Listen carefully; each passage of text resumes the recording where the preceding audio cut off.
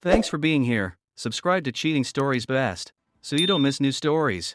The wife decided to break the rules set by them, but for what? Today's story with a similar plot. Enjoy watching it. My name is Spencer Christian. I'm 48 years old, and I'm a civil engineer. I organize and control the construction of large projects. My area of responsibility is the North Central region, which includes Ohio, Michigan, Illinois, and Indiana. One such project was a new 40-story tower on the shores of Lake Erie. I completed the project on time and within budget.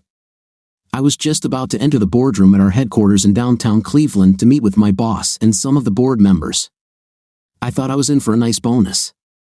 My wife Ellen and I live in the Cleveland suburbs and have been married for 23 years. During this time, we raised two wonderful children, Mary and Martin. Both are now in college. Mary left last September, and we are alone for the first time in 21 years. Ellen was a homemaker and did a wonderful job raising our children and creating a comfortable home for us all. I loved her madly and always have, but now things are not going smoothly between us. Over the past year, Ellen had become grumpy and sarcastic, which was exacerbated by the fact that I had several other projects that required a lot of time. I knew that, but I also knew there was the possibility of something special if I stuck it out for another year or two. If everything worked out, Ellen and I would be fine. That was on my mind as I walked into the boardroom to collect my bonus. John Wilson, the president of our company, was already waiting and introduced me to two other board members whose names I don't remember now. I assumed he was at a meeting and had invited two members to meet me and watch as I was praised for a job well done and presented with a check. I was a little surprised by the absence of my boss, Hugh Preston, but I took the offered seat and waited for congratulations and the expected bonus. Instead, I was in for a shock. "Spencer, my boy, congratulations on a job well done. You delivered when everyone expected you to be late and over budget, but you did the opposite. Great job. As a reward for all your efforts, we want to make you an offer. We want you to take over in Atlanta. Did you know that Mark Todd is retiring in 3 months? He has several new projects that he doesn't want to complete. He wants to leave now, and we want you to take his place as managing director of Southern Operations. This is a big promotion and will mean more money and privileges for you and Ellen, as well as placing you directly below me and no one else. What do you say?" I was speechless. This would be a big step for me and would put me in charge of the largest operation in the company. It was just one step from the top position. Hell, it was a precursor to John Wilson's position. How could I refuse? I finally came to my senses and told John and the others that I would accept the offer and do the job for them, and everything that is usually said in such situations. I was a little distracted, but I still remembered to tell John that I wanted to discuss this with Ellen before he announced anything. He agreed with a big laugh and said he would give me a month to iron out the details before making the announcement. We talked some more, and I was finally able to leave. I told my secretary I was taking the rest of the day off and went home to tell Ellen the news. As I drove up to our house, I thought about how to tell Ellen about this. I knew she would love the idea of moving to Atlanta because she didn't really like the winters in Cleveland. She often talked about moving somewhere warmer after I retired. I entered the house and, as usual, found her in the kitchen. Ellen was a wonderful cook and loved trying new recipes. I smelled a wonderful aroma. "Oh, are you home early? Have you spoken to Mr. Wilson about your bonus? What was he like? How much did they cheat you out of again after you saved them a lot of money? Did they give you a nice check to make you happy? Did you pretend it was a big deal?" I should have expected this, grumpy as usual. When I left this morning, we had just finished a big fight about money. It's not that we had money problems, but Ellen felt that I was never paid enough for the amount of time and effort I put in. She may have been right, but I loved what I did and made good money. Of course, I hoped for the best, and here it is, but for some reason, her tantrum only made me angrier. I decided not to tell her about the promotion right now. Let her dig a hole for herself, and then we'll see how she gets out of it when I tell her the good news, but not now. He didn't mention the bonus. I just met with John and some of the board members. They congratulated me, but we didn't talk about the bonus. Maybe they'll look into it later. Ellen exploded, and within 20 minutes, I had had enough. I was still silent about the promotion, but I let my anger out. I interrupted one of her tirades to reply, "It's not as bad as you think. I know he has other options for me. I do my job perfectly, and they know it. I could ask for something else, perhaps moving to another part of the country. We have a choice, and I think we should discuss it." "Which choice?" "You're just trying to avoid the truth. They take advantage of you, and you let them. You don't have the courage. I'm sick of the way you let them humiliate you." She was really angry and was now venting her frustrations. Her next words came as a complete surprise to me. "I think we need to break up. We need time apart, otherwise, I'm afraid we won't survive as a couple. Our marriage is in trouble, and I don't see a way to improve it. You don't care that we're not going anywhere, and I want better. Everything must change." If she expected me to fight for this marriage, then this would not have happened. I was so angry with her at that moment, and I realized that this was becoming almost the norm for us. I just stopped talking and started thinking about it. Okay, I'll give her what she wants and let her see how it feels. I need time to prepare for my move to Atlanta. Let it simmer a little on its own. I'll enjoy the time away from the evil vixen she's become. I think this might be a good idea. Now we do nothing but fight, and there's no reason for it. Nothing I do makes you happy, and all you do is complain about me. So, okay, let's do this. Okay, smart guy. What do we need to do to have a real breakup? Should I go to court or just go away for a while? We can just go our separate ways. I will live at the club, and you will stay here. Company membership will pay for most of it. We need to set some rules, but other than that, we'll just live separately for a month or so. I don't think we need to go to court unless you want to think about divorce. Is this what it's all about, Spencer? Of course not. I never wanted a divorce. I still love you and want to be your husband, but it's difficult now. I don't think it's all my fault, but I don't know what to do to fix it. Maybe some time apart will give us both time to think. Fine. I'll call the club right now and find out when I can get a room. As soon as I have a room, I will move out, and we will set a deadline of 1 month. After that, we'll talk and decide what to do next. How do you like it? Sounds good. It will take a month to get used to being alone. This may be difficult for me since I have never been alone since we got married. It was always the kids or you and me, rarely alone for both of us. I can't even imagine how it will be. Well, you will have time to learn. But with your church responsibilities, your club chairmanship, and your activities at the sports center, I don't think you'll ever be alone. But I won't be there, and apparently, that's what you want. I don't want to be without you, never. Trust me, I really love you and would never want to lose you, but things are bad between us right now. We have to do this to try to get back to what we had. I believe in it. You can believe in whatever you want, but one thing is clear to me, you have a problem being with me.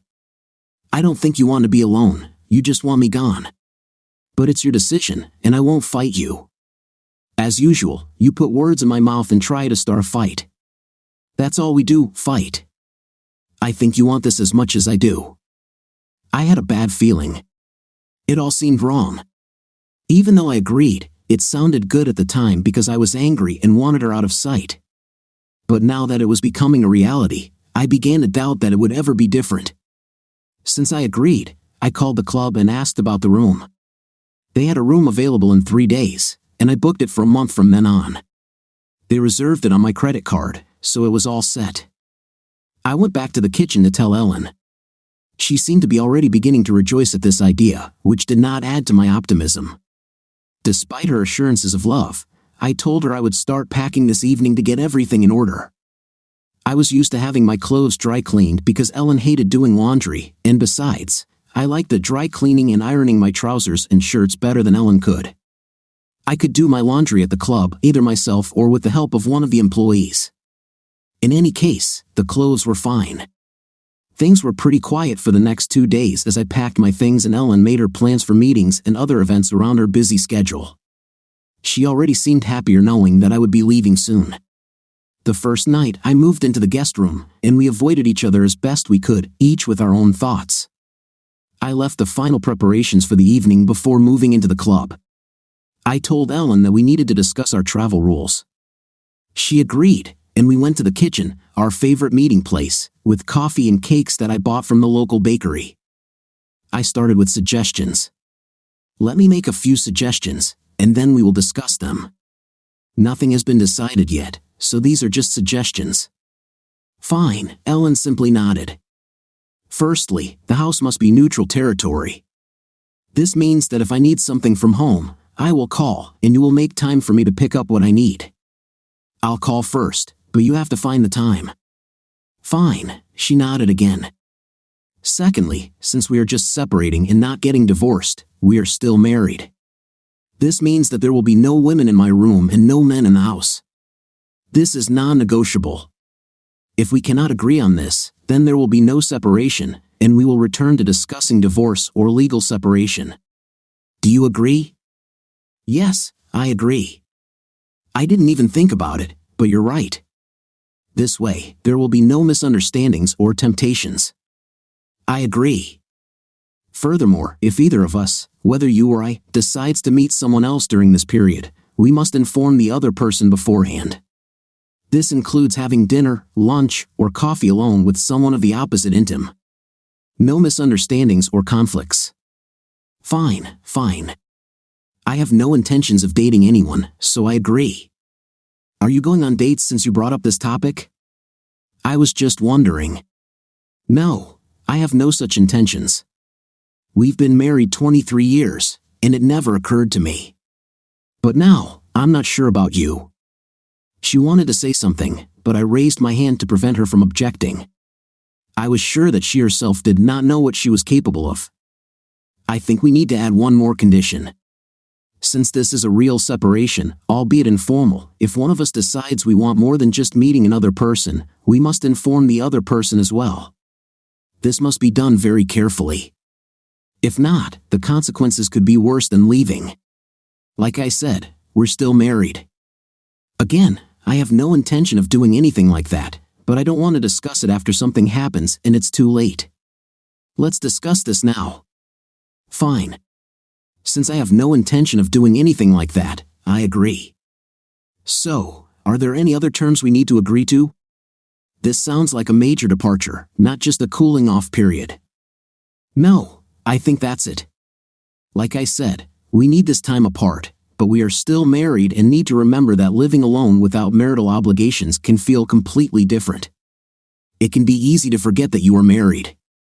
Well, not for me, but maybe for you. I think you're just setting things up so you can do what you want without me, but we'll see. I was satisfied with our discussion about leaving and felt a little better. I still had doubts and was worried about what might happen, but I decided that we needed to do this now rather than let the situation get worse. We might consider counseling if it works and we decide to work on our marriage. This time apart will give us a clearer view. I went to bed quite early that evening, as I had a long day ahead of me tomorrow. I had meetings all morning until lunch, and then I had to review the proposal and make decisions, which could keep me busy until the evening. Then I had to move my things to a new room at the club and find a way to relax. At least the next day was Saturday, and I could take the time to organize my new place. I showered and went to bed, ready to read a little before sleeping. I had just started reading when Ellen came into my room. I expected her to go about her plans as she did almost every night, but today she had other plans. She told me to put the book down and make love to her. This was a long-awaited request that hadn't been made for more than 3 months. It had been so long since she wanted to make love. I refused. She looked at me with anger. What are you doing? Don't you want to make love to me? Do you want to get rid of me so much that you can't even make time for it? You don't want to make love. This is what you've been doing for the last year or so, just a quick fix to get things done. Do your duty, and go to sleep. Well, not for me. Thanks. With these words, I rolled out of bed and went downstairs to the office. If I had to sleep there tonight, so be it. But after a few minutes, I realized she wasn't going to make a big deal out of it, so I waited another 10 minutes and went back to the spare room. She had left, and the door to our bedroom was closed. I went in, closed my door, and went back to bed. I tried to read, but my tears were getting in the way, so I finally turned off the light and tried to sleep. I succeeded and woke up the next morning, depressed but ready. When I went down to the kitchen the next morning, there was coffee and bagels. I had a big day planned, and it was nice to start it off with this. Ellen seemed very happy, which was rare. Apparently, last night's failure made her happy knowing I was leaving today. I didn't talk about it, and we parted on pretty good terms. I wanted to get to work and start preparing for the move, so I left as soon as possible.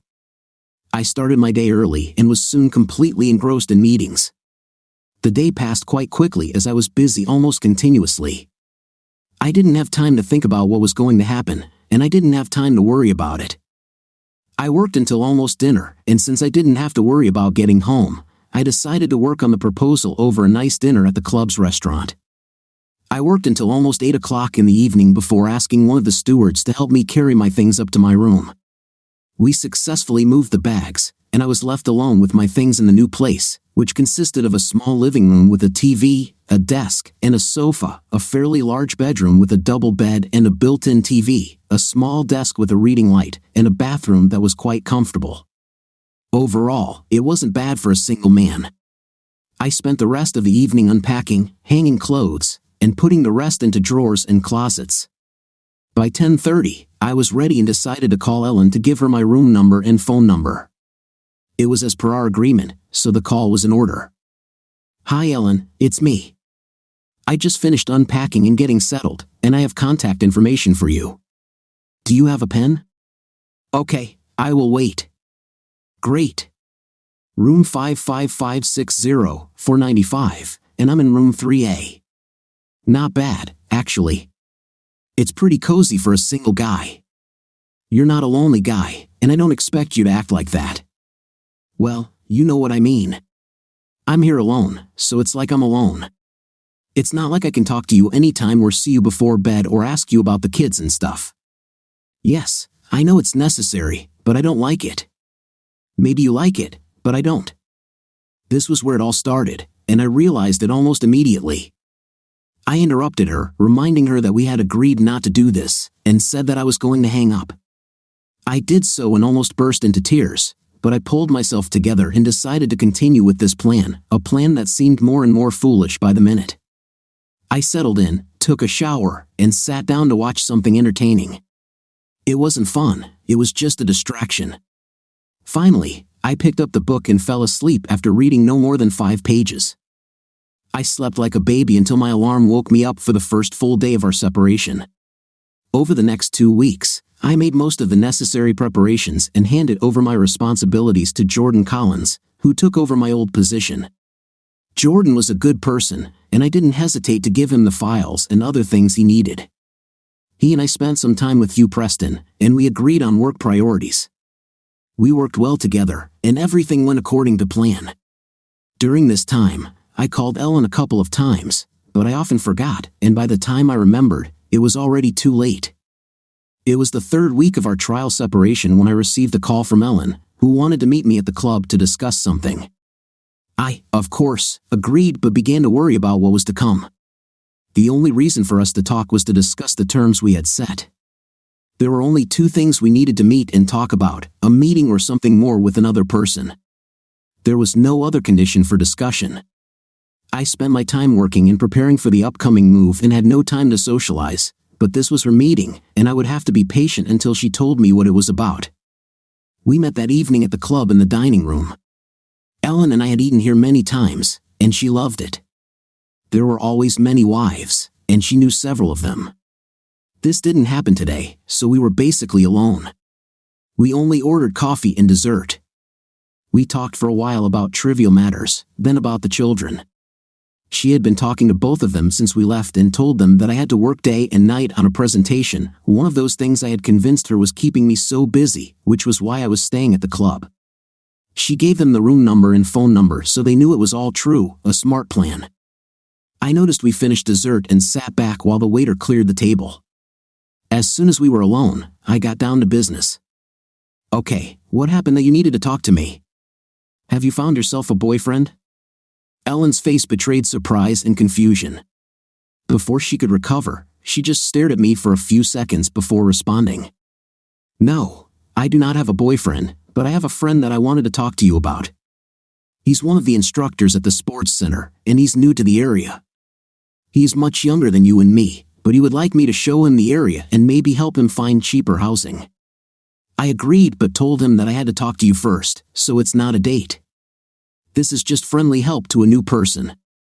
Is that okay with you? I thought about her words.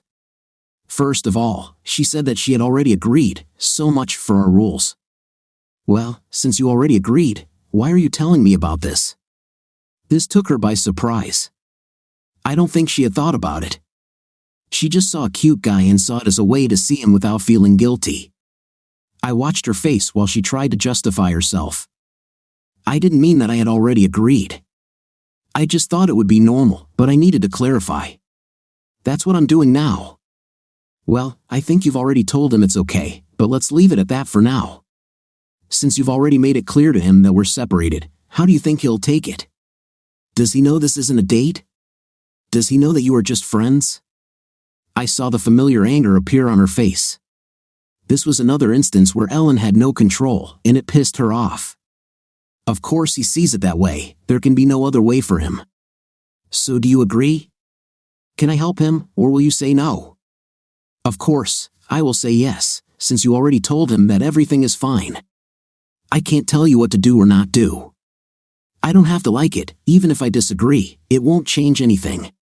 You will still do what you want. We've been married 23 years, and have I ever told you that you can't do something? Have I ever acted like the boss and told you to do what I say? Of course not. You've never been like this, but now I'm confused. You said the rules require the other's consent before doing anything new. Are you saying this is wrong? Yes, I'm saying this is wrong. What I said is that we are separated, but we are still married. If one of us decides to do something that might be misunderstood or something we wouldn't have done when we were together, we just have to let the other know. This is what we agreed on. You said you want to see this guy socially, that's all you have to do. I have no right to agree or disagree. I don't own you, and I don't give you orders. You do what you think is right. But if you break our wedding vows, that's different. Just remember this. This is madness. We are married. Why can't you tell me not to do something? Don't you have the right to do this? I have. We've never done this in 23 years, so why start now? I have always lived by a simple rule. I don't do anything alone that I wouldn't do in your presence. I stopped and looked at her carefully. It was important that she heard what I had to say. It could make the difference between staying together or ending our marriage. I don't know what you're planning or thinking, but if you have plans to do something that you think I might object to, be very careful. Is this what you want to do? Is there more to this than just friendship? No, I think this conversation is over. I have a lot to think about. Let's talk later. Don't call me for a day or two. And I think we need to agree to extend this trip for another month. I told you, so it's done. As you said, your consent is not needed. Goodbye. With these words, Ellen ran out of the club, and I remained slightly intoxicated. I didn't like where this was going and definitely didn't like what I heard tonight. But this was what I expected. Ellen felt free and was testing her limits. Ellen didn't know how to keep boundaries, I knew it, and she was headed for trouble. I drank another drink and went up to my room. The advantage of living here was that I could always find my way home. Only a day later did I discover that I was missing an important file for one of my clients. I knew exactly where it was, so I called Ellen's house and told her I needed to go get it. Without giving her time to start an argument, I said it would only take me 5 minutes and we agreed on a time for the evening. I was supposed to be there at 7:30, and she would meet me. I arrived exactly on time and parked in the driveway next to another car that I didn't recognize. Apparently, she had guests, and I thought this was her way of preventing our next conflict. Okay, I assumed it was one of her friends from church, but no problem.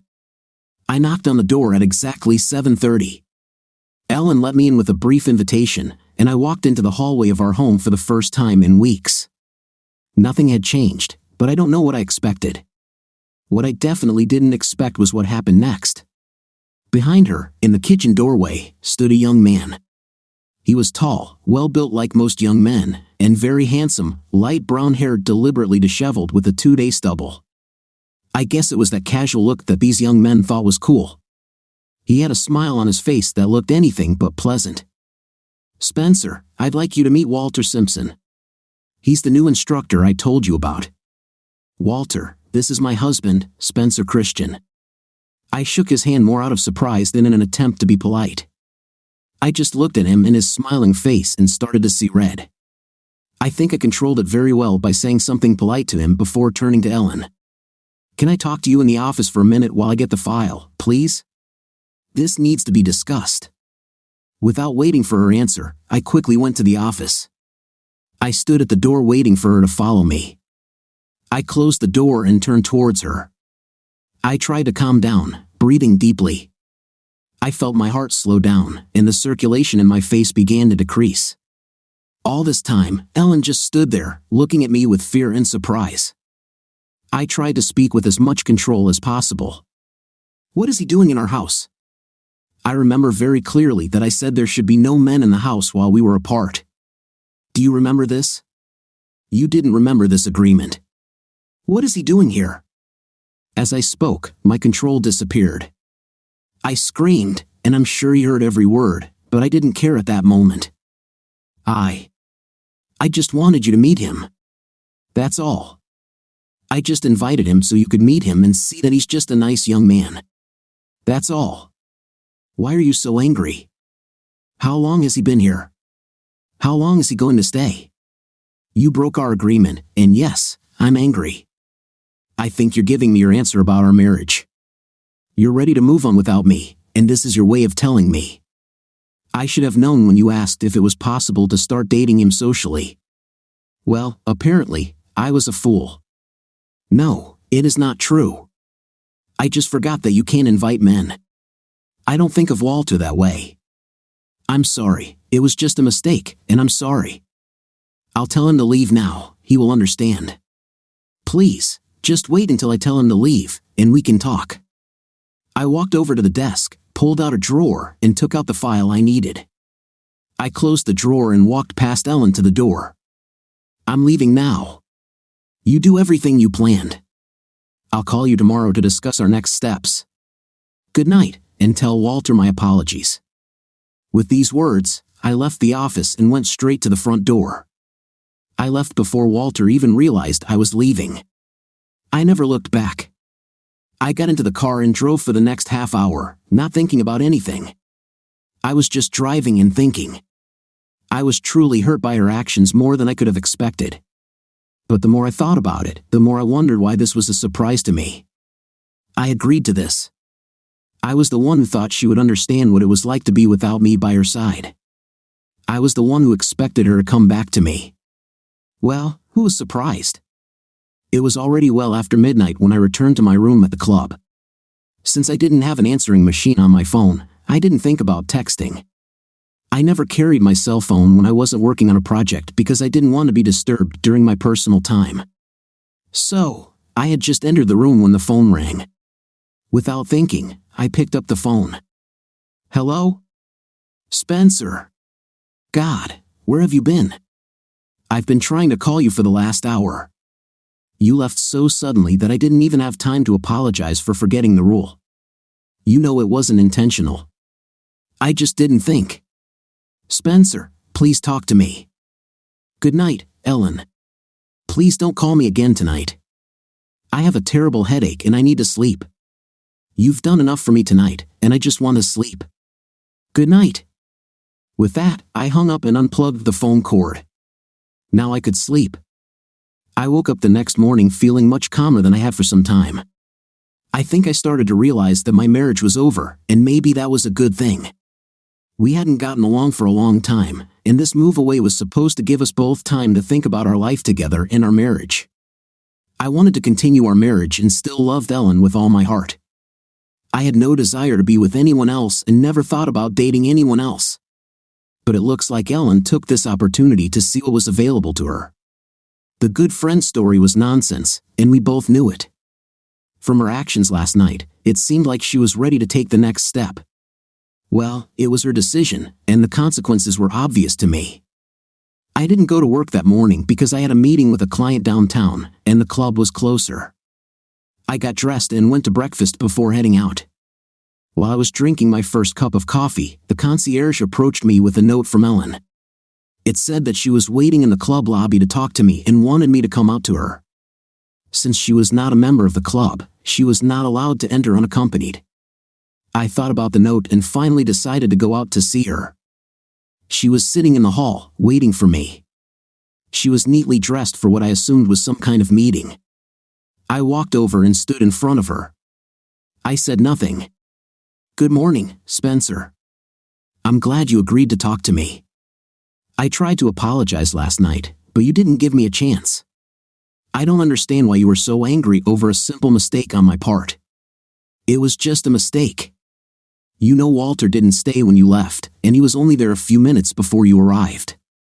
Nothing happened, and nothing could happen. You must understand this." I still didn't answer. I was just waiting for her to continue explaining. As she started to get angry, I knew that if I provoked her, she would say something without thinking, and I could find out the truth. While I waited, she began to get nervous, her breathing quickened, and she was starting to worry. Nothing happened. It was a stupid mistake, and I didn't even think about it. He was just there to meet you. That's all. Why are you acting like this? Because, Ellen, you don't make stupid mistakes. You're too smart for that. I think you invited him so I could see him, so you could rub my nose in it. I think you're getting ready to make a move that you know I won't like, and this is your way of doing it. Make me angry and then blame me for everything you do. This is what you've been doing for a year now, blaming me. Well, do what you want, but do it because you want to, and not because I forced you. Ellen was furious. She stood up and looked at me, and I knew the explosion was coming. I was calm and in control, but she didn't know that and was completely beside herself. Okay then, I'll follow the rules.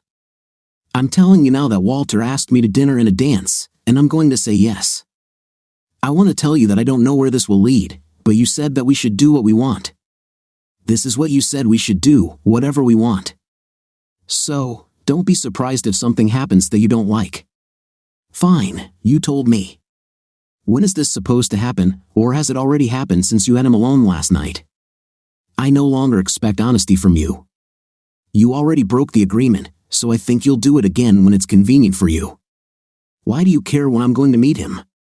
I have to leave for Atlanta by the end of this week, and I just wanted to know when he was coming again. Just in case, I wouldn't want to catch you together. It's Friday night, and you can get lost. He'll pick me up at 7:30, so now you know. Have you already agreed then? This visit was not to tell me what you want to do, it was just to let me know that you are here again violating our rules, and to hell with our marriage. Oh, thanks. I warned you of the consequences, but you don't seem to care anymore. Now I know, and I will make preparations. Looks like our marriage is over. With that, I turned and walked away, leaving her muttering and screaming that she didn't agree. But I walked through the door into the dining room, my heart broken. I couldn't let her see it. She had no way of knowing how badly she had hurt me. I reached the dining room, tears clouding my vision. I paused to regain control and finally returned to my desk. I sat down, lost and confused. I knew at that moment that my marriage was dead, and the woman I loved had already made it a reality. The concierge approached me again to tell me that Ellen would not leave until I returned to speak with her. I angrily told him to call the police if she didn't leave, but to leave me alone. I refused to talk to her in this state. It might have been a mistake, but I didn't care. I got up from the table, no longer feeling hungry, and returned to my room. Once there, I sat quietly until I calmed down, then went to wash my face. I had a lot of things to do, and I wanted to finish them before leaving for Atlanta. I put off going until I was sure of what I wanted to do. Ellen made this decision for me. Since it was already Thursday morning, I had at most 2 days to take care of some necessary things. First, I went to meet the man I called last night while I was driving around town. He was my old friend and could help me now. His name was Flynn Connor, and he was a lawyer. We had known each other for many years, and I often used his services for business transactions. When I told him what I needed, he was concerned but promised to have everything ready by Friday morning. I thanked him and went to make preparations for my trip to Atlanta. On Friday evening, I had already settled everything with John Wilson. I called Atlanta, told them my plans, and let them arrange my accommodations. I also negotiated for a car until I could either sell mine or move it. It was a Mercedes, which I loved very much, but it could be replaced. After that, I opened several new accounts in my name and transferred some of our funds to these accounts, removing my name from our joint accounts. I was careful to transfer less than 50% so I wouldn't be accused of trying to rip off our resources. Finally, I canceled all credit cards except corporate ones, since I was the main holder of most of them. Ellen was in for a big shock when her cards were canceled. I knew she had one in her name, so she wouldn't be left without funds. That night, I switched off my phone again and left my mobile switched off. I called the office and left a message for them to call the club if there were any messages, and I would call back. I explained that I was receiving some false calls, so I wasn't answering the phone. Several weeks ago, I had left an order on the plant switchboard that I would not accept calls from my wife, and I made it clear to my secretary that we were separating. She didn't ask questions and followed my orders. At 8 o'clock in the evening, I remembered that I had to call Ellen to remind her that I was leaving for Atlanta that evening and needed to pick up some files. I decided to end it and called, but no one answered. I didn't leave a message, but as I thought about it, I wondered where she might be. I didn't know of any appointments she had on Wednesdays, so I decided to drive over to the house and see if she was home. I drove past the house and saw that all the windows were dark, so I parked a little further down the street and decided to wait a while to see if she would come back. If so, I could pick up the files immediately and not come back. Only about 10 minutes had passed when I saw a car drive up to the house and stop. Ellen got out of the passenger side, and the man behind the wheel joined her. Together, they walked to the front door, which Ellen opened, and they both entered. This surprised me. I never would have thought Ellen could do this. I thought about going in and taking them by surprise, but I stopped myself. Instead, I just waited, and after 5 minutes, I decided to call Ellen under the pretext that I needed to go get something. "Hello, this is Ellen," she answered. I heard her say something to someone else, but since she covered the receiver, I couldn't make out the words. "Hi Ellen, it's me. Looks like you're not alone." "Of course I'm alone. What do you want at a time like this? Are you sure you're alone? Are you telling me that you don't have a man sitting in our house now?" There was silence on the other end for a second or two before she answered. "Well, Walter's here, but he's just..." I hung up without waiting for her answer. I turned off my mobile and drove back to the club. I had everything I needed. That night, I switched off my phone again and left my mobile switched off. I didn't want a conversation with Ellen where she would lie and I would pretend to believe her. My heart was too broken to let her do this to me. She had already betrayed my trust, and I didn't want more. Thursday was a free day, so I simply packed my things and sent them onward to Atlanta. To the factory, I would arrive before them, but I had a travel bag with clothes for the week. I could arrange for the purchase of everything needed until everything was moved. I needed to stop at home one more time to arrange packing and delivery of most of my belongings. I called the local carrier and asked him to meet me tomorrow afternoon at a time when I knew Ellen would not be home, one of her meetings. After that, I spent the rest of the evening in a small sports bar nearby. It was loud and friendly, and exactly what I needed. I returned to the room relaxed and too tired to think. I slept soundly. Friday was my last day here in Cleveland, and I couldn't wait for it to end. I was ready to leave and put this sad time behind me. I sent my luggage to the airport and the rest for delivery to Atlanta. I paid the bill at the club and thanked them for their politeness and patience. They were polite, but I knew they were glad to see me leave. I collected the documents from Flynn before lunch, and he and I had a glass of wine and a hamburger and fries. I promised to keep in touch and sign the documents he needed to act on my behalf. He put them in his pocket and promised not to use them unless I insisted. I stayed with him until it was time to meet the carrier at my house. The carrier and I made quick work of the task, marking my items with red tape. Since I didn't take any furniture and only a few things from my desk, packing and moving didn't take long. He would also pick up my car from the club for transportation. He promised to finish the work next Monday, so I would receive everything in about 5 days. I thanked him and left the key. Now all I had to do was kill some time until I called Ellen a little before 7.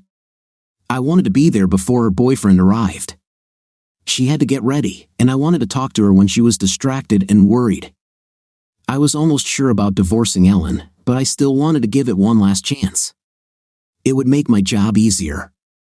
I went back to the sports bar and waited until it was time. I had a couple of beers, but not enough to cloud my mind. I finished with a quick dinner and coffee. It was almost 6:30, and it would take me almost 20 minutes to get home. I decided to leave and hit the road at 6:50. I pulled over to the side of the road a block away, turned on my mobile phone, and called home. Ellen, it's me. I need to pick up some files from the office, and I'll be there in 10 minutes. Please leave the door open. If you need to leave, Spencer, where are you? Why did you hang up last night?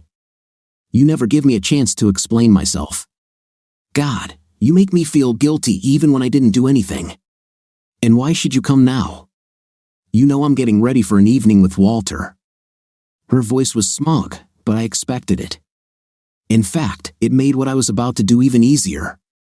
I answered in the same calm voice. I told you I was leaving for Atlanta tonight, and I needed these files. It will only take me 5 minutes, and I will leave before your boyfriend arrives if he hasn't come yet. He's not my boyfriend and he's not here. Well, be quick because it will be very awkward if you both end up here. Don't worry, I'll be long gone, and you won't have to worry about me anymore. I hung up quickly and drove home, arriving there in 5 minutes. I took my briefcase from the seat next to me and entered through the side door. It wasn't locked, and I didn't see Ellen. I heard running water upstairs and assumed she was in the bathroom getting ready for her lover. I entered the office to grab the files I left earlier. When I was there, I gathered them together and took them out to the kitchen table, where I left them. I waited for Ellen to come downstairs and then pretended to put them in my briefcase. When Ellen came into the room, she said, "Well, you must have been outside when you called. You got here really quickly. Have you taken everything?" I looked at her as she stood and watched me. The look on her face was a mixture of anger and smugness. She was in a robe with her hair and makeup already done. She was still beautiful, and I felt my heart skip a beat in my chest. God, how I loved this woman, but I didn't know if she realized how much she had hurt me. You look very good tonight. I see that you are wearing the pearls which I always liked. I couldn't stop the tears from blurring my eyes, and I ran my hand over my face in irritation. I didn't want her to see me like this. Well, I see that you have made your decision. This is the set that Mary and I bought you for our anniversary, isn't it? You said they were too provocative and cute to be worn by anyone other than me. Actually, you never wore them for me, did you? But now you put them on for him. Ellen saw the tears, and it shocked her. For the first time, she seemed to be trying to convince herself that it wasn't what she was doing that was causing them. She attacked as usual. You are crazy. I just put them on because I wanted something pretty. This is not for him. You're trying to make me look bad. Seeing her like this, I wanted nothing more than to hurt her the way she had hurt me. I would never have believed it if I hadn't seen it with my own eyes. She was obviously planning to have a night with Walter tonight. There was no longer any doubt, even through the pain that now threatened to consume me. I had to do what I came to do. I'm sorry, but I don't know who you are anymore, Ellen. But now I have something to tell you, and I will do it quickly. I don't want to be here when your lover arrives. First, John offered me a job in Atlanta, and I accepted it. This is the position of Managing Director of Southern Region Operations. I will report only to John, and I start on Monday. I'm leaving tonight and won't be back. I stopped to give her time to process this first piece of news. Spence, this is wonderful.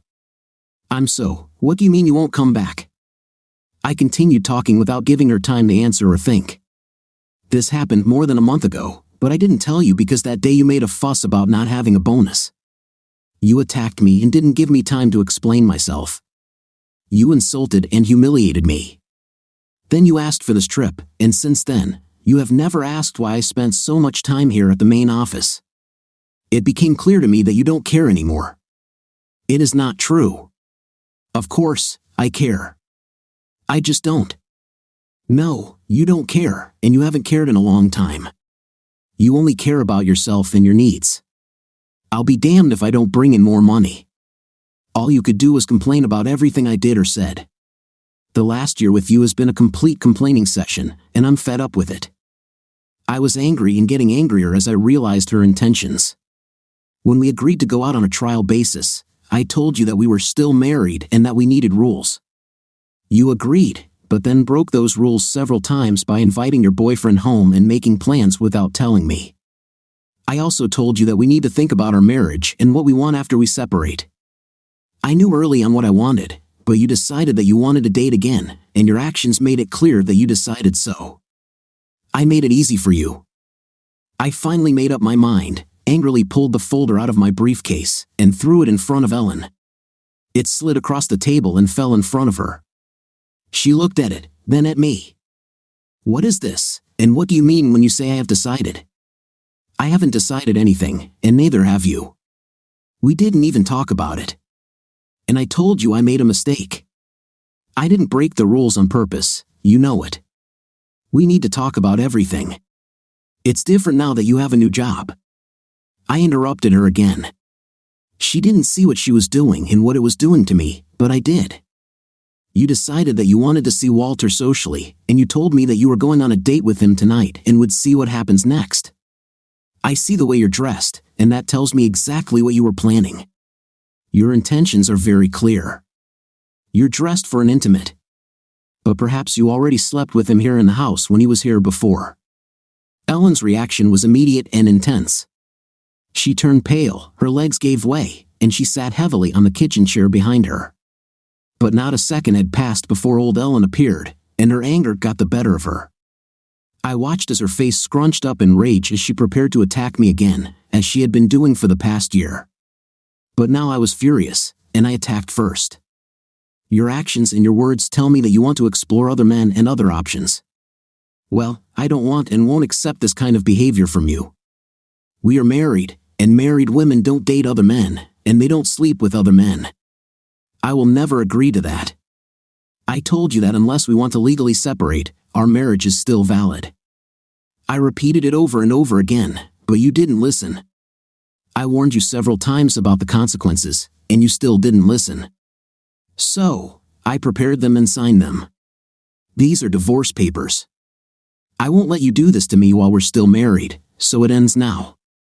Flynn Connor has my power of attorney and will act on my behalf. You'll have to find your own lawyer to protect your interests. But I was as fair as I could be. Now you can sleep with your boyfriend without feeling guilty. Ellen looked at me with wide eyes, her mouth working, but she could not say a word. She was completely caught off guard, which was exactly what I was hoping for. Surprise was my only weapon when dealing with Ellen. When she was caught off guard, she would lose control for a while. It would take her several attempts to speak intelligently, and I took this opportunity to close my briefcase and leave through the side door. I immediately went to the car, started it, and drove off before she could get to the door. I pulled into the street as she came out of the garage, screaming after me. I drove back to the club and parked the car there for the carrier to pick up. I called a taxi to take me to the airport, and within 90 minutes, I was in the air. I was heading to a new job without my wife and with my personal life in disarray. I knew I had to stay and deal with Ellen. We could have made things a lot easier if we had just gone together, signed all the documents, and made all the preparations, but my anger wouldn't let me think about it. So, I trusted Flynn Connor to do the dirty work. He was good, fair, and would do the right thing. I trusted him much more than my wife. I landed in Atlanta and headed to the car rental place. As soon as I received the car, my luggage was ready, and I headed to my new apartment. It was one of those furnished places that people like me used when they didn't know how long they would be staying. My plan was to start looking for housing as soon as I had time. Maybe I'd drive around the area this weekend to see what's available. I actually needed a realtor, but I thought it was too early. This place should be fine for a while, as it was close to the factory, and I was ready to start my new life on Monday morning. Everything was starting to look better. No one knew my location except John Wilson and Mark Todd. Both could find me, but no one else. I wanted it to be that way. I wanted to be alone to think and plan my new future.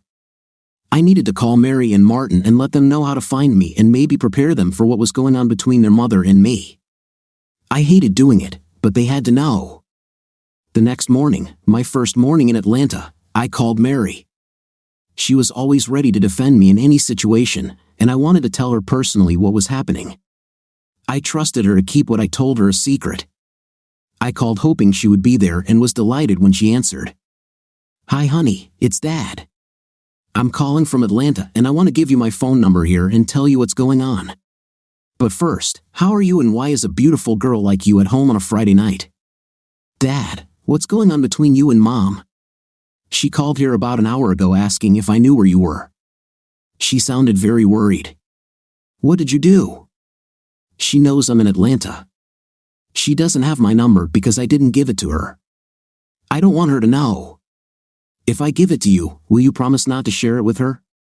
You will do this? Dad, stop it. It's Mom. She has been your wife for 23 years. Why can't she talk to you? What's happening? Did you and Mom do something stupid to each other?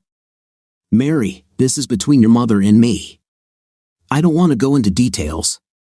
Just know that this is how I want it to be. We actually separated, and it was a mutual agreement. It's not legally enforceable, but it's still real. Mary wanted to know the details, but I didn't go into them.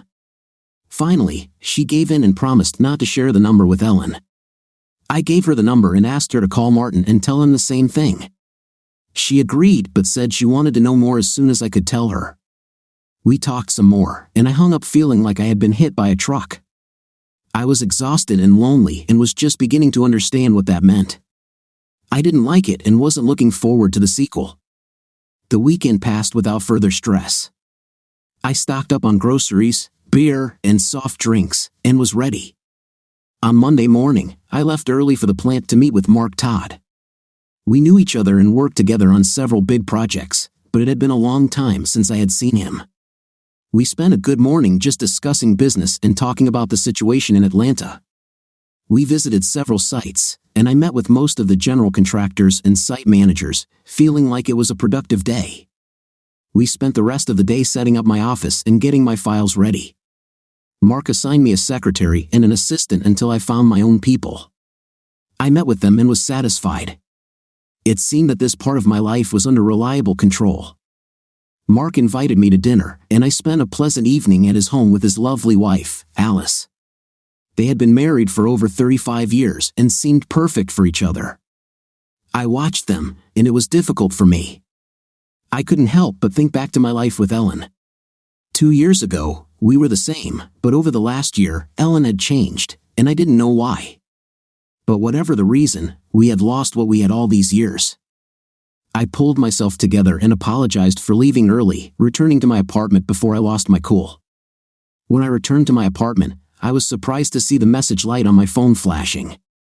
It turned out that there was a voicemail system I didn't even know about. I picked up the phone, and the system asked for a password. I didn't know it, so I just hung up and looked for anything that could be a password or key. I finally found the instructions in the drawer under the phone, and it said the password was the last 4 digits of my phone number. I tried it, and it worked. Spencer, this is John Wilson. I hope you've settled in and found your way. I called earlier, but you didn't answer. I think you were with Mark on site, so you decided to wait until the evening. This is not a business issue but a personal one. What's going on between you and Ellen? She came to see me today and was very worried that she had no way of contacting you. She only knew you were in Atlanta but didn't seem to know much else. I don't know what's going on, Spencer, but I asked you to talk to her and figure it out. I like you both, and I don't want anything to happen to your marriage, not at this time when you are starting a very important stage in your life and my business. You'll need a woman like Ellen by your side when you start hosting some of the important and powerful people in Atlanta. This is a very important part of your new job. I told her the same thing, so please, Spencer, take care of your family life before it negatively affects your professional life. I hope I've made myself clear. By the way, I will help as much as I can. Good luck.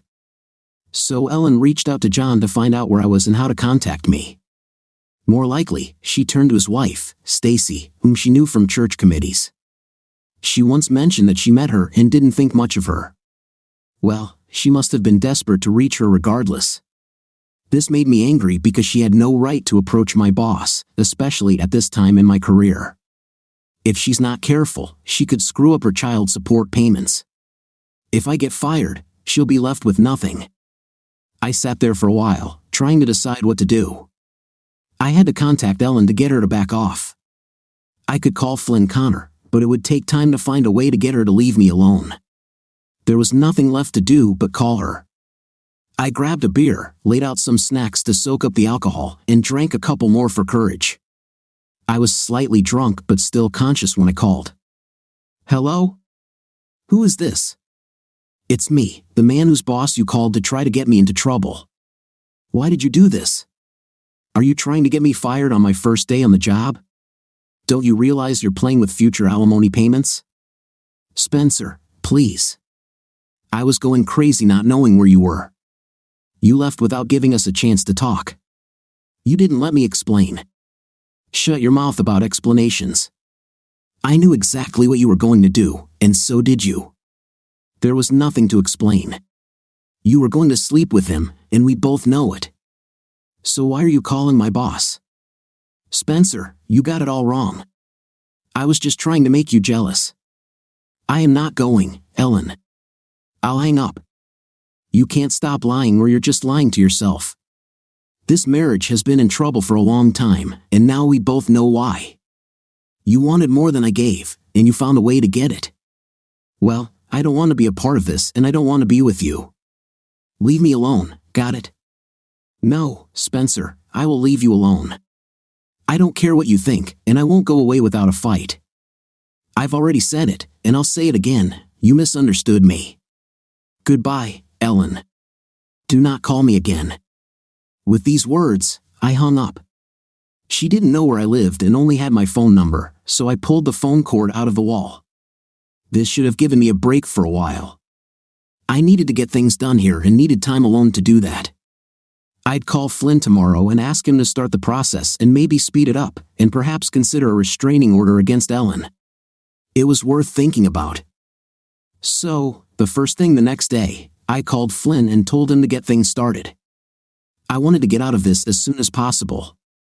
He said he filed the papers on Monday as we agreed, but the process would take at least 180 days, even for a divorce by mutual consent. If Ellen didn't cooperate, it could take longer, but he was handling it. I mentioned the restraining order, but he just laughed and said to forget about it. I managed to get a lot done over the next 3 days. I met with all the construction engineers, most of the subcontractors, spent time with the planners and architects, and we established and reviewed several project schedules. I was in my element, and everything was going well. I only turned on my phone in the evening to check messages and simply deleted the ones from Ellen. Time passed, and things got better. I was usually so tired in the evening that I fell asleep without problems and without dreams, feeling that my life was back on the right track. Tomorrow was Friday, and I was meeting with a realtor in the evening after work. It was time to start looking for permanent housing. I had no plans, but it would be more of an advantage than anything else. It was after 7:30 p.m. when the realtor finally left. He showed me a few properties he thought I would like, and we agreed to view a couple of them tomorrow. There was one that I really liked. It was quite modern and located on a small hill overlooking a picturesque valley. It was within my price range and seemed perfect. It had a pool and a separate building in the backyard for a workshop or hobby, and the owners were ready to sell quickly. Maybe I'll get lucky and find a place early. Since this is just for me, I might decide on the spot. With that thought in mind, I took off my shoes and relaxed for the first time in a stressful week. Everything might be okay after all. I hadn't felt pain for almost 3 days, only occasionally when least expected. I could live with that. The messages from Ellen finally stopped, but I still didn't sleep well that night. I think things had calmed down, and now that I'd had time to think and comprehend my future, it didn't seem as rosy as it did yesterday. I was lonely, there was no other way to express it. After 23 years of living with another person, I was alone. The person I planned to spend the rest of my life with was gone, and she left, tearing my heart with her actions. I couldn't understand why she hated me so much. I still didn't understand. My dreams kept me awake most of the night, and I finally fell asleep only when the sun began to rise. I gave up just after dawn and got up to make coffee and toast. My stomach was a big puddle of acid, and I had a headache the size of Texas. I ate toast, drank coffee, and got in the shower for an hour. It was only toward midday that I began to feel the first signs of normalcy. Finally, I put on shorts and a t-shirt and went for a run in a nearby park. I needed to get rid of this tension and apathy. I needed to forget. I ran 5 miles to punish myself, cooled off with a cold drink from a vendor, and walked slowly home. I stopped to admire the scenery and lay out of the park and spent some time just watching people. I was exhausted but felt much better. It is true that exercise frees the mind. My apartment was on the 2nd floor, and I walked up the stairs to the 2nd level. I had only 2 complexes. The gallery had several stairs leading up and down, and I took the one closest to my apartment. I used the key and opened the door. It was only after I pushed the door that I noticed movement out of the corner of my eye. I turned around and saw her standing there. If it was Ellen. Without saying a word, she walked past me and entered my apartment through the open door. I just stood there like a fool, trying to figure out how she could be here in my apartment. Nothing made sense. She didn't know where I lived, only 2 people knew this. Did she really go to John again after I asked her not to? She must have done it. Damn it. I walked in and closed the door noisily behind me. Why are you here, and how did you find me? Did you go to John again after I asked you not to? Damn it, Ellen, are you so determined to hurt me? Is this just another way to do it? What else do you want? You took my heart and threw it away like trash. You broke our marriage vows, and now you're trying to ruin my professional life. What have I ever done to you to make you hate me so much? Ellen just sat there, looking at me with tears running down her face. She hadn't said a word since arriving. She listened quietly as I yelled at her but didn't say anything. I didn't know what to do next. I didn't have the slightest idea. I just sat down and held my head, feeling the headache return with renewed vigor. I decided that there was no point in continuing in the same spirit and decided to change tactics. I decided to calm down and treat it like any other problem at work. First, I would gather as much information as possible. Fine, Ellen, why are you here? She looked at me and finally decided to answer the question. Because this is where I'm supposed to be. I am your wife, and my place is next to you. It was hypocrisy, it was more than I could bear. I lost my newfound calm and started laughing. I thought this was the most absurd statement I had ever heard. I laughed until tears streamed down my face. I actually felt a little better after that. That's really funny, considering what you're saying. A wife has no right to go on dates with other men. She has no right to invite men to our house when I'm not there. She has no right to sleep with other men. This is not a wife, this is a woman of easy virtue. I thought this would make her explode and show her rage like she had been doing for the past year. I was waiting for an explosion, and then we could get down to the nasty business of divorce. Instead, she simply nodded her head up and down. I deserve it. I made very serious mistakes, and I don't know why. This is what I have to find out, and I intend to do so. I'll find a good psychiatrist as soon as we find a place to live. Are you crazy or just stupid? Do you really think I'll stay married to you after you've been with another man? After you betrayed me? Maybe you think it's all over and that you can just move on with your life as if nothing happened. This happened, and I can't forgive it. We're done. Understand that. I waited for the explosion again, but it didn't come. What do I need to do to make her understand what she did and why I can't forgive her? I may be a little crazy for what I did, but I'm not stupid. I know you couldn't forgive me for sleeping with another man, and I didn't expect you to. You may not believe me, but it's true. When you left that night, leaving the divorce papers and making me see what I had planned, I finally hit rock bottom. I went upstairs to our bedroom and looked at myself in the mirror. You were right. What I saw in the mirror embarrassed me. I looked like that woman of easy virtue you called me. I was going to let Walter have an intimate with me that night. I was going to sleep with another man. The proof was in the mirror in front of me. I saw this, and it suddenly hit me right in the face. She passed her hand in front of her eyes and tried to wipe the tears from her face. She looked around for a towel or napkin, and without thinking, I got up and brought her a hand towel. She accepted it gratefully, and I returned to my place on the sofa. I was waiting. I realized that I had crossed a line I should never have crossed, and it scared me to death. My mind was a mess, and I couldn't think rationally. But somehow, I realized that if I let Walter into the house, he would take everything from me. I would lose everything if he came into the house. I ran downstairs and locked all the doors and turned off all the lights. I went back upstairs, turned off the light, and then sat in the dark, shaking. I heard the doorbell ring several times, but I didn't answer or make a sound. Perhaps 5 minutes or more passed. He continued to call. I just sat there quietly until Walter finally left. Still, I waited, afraid to go down. I didn't know what I was thinking at that moment. Actually, I don't think I was thinking. I just sat there in the dark and waited. Ellen seemed to calm down a little. I was more pleased than I thought to learn that she didn't go all the way. I must have fallen asleep on the bed because the next thing I remember is waking up the next morning with the sun streaming through the windows. I hadn't closed the curtains. I slept for more than 12 hours straight, but at least I knew I didn't do what I had planned to do last night. Your actions forced me to face myself and look at who I had become. I no longer recognized myself. I was ashamed of who I had become. You called me a word omitted, and you were right. I haven't been myself in over a year and have been drifting without direction this whole time. As a result, I made stupid decisions, and it almost cost me everything. Until now, I had to admit that I was surprised by her words. I didn't know she realized how much she had changed.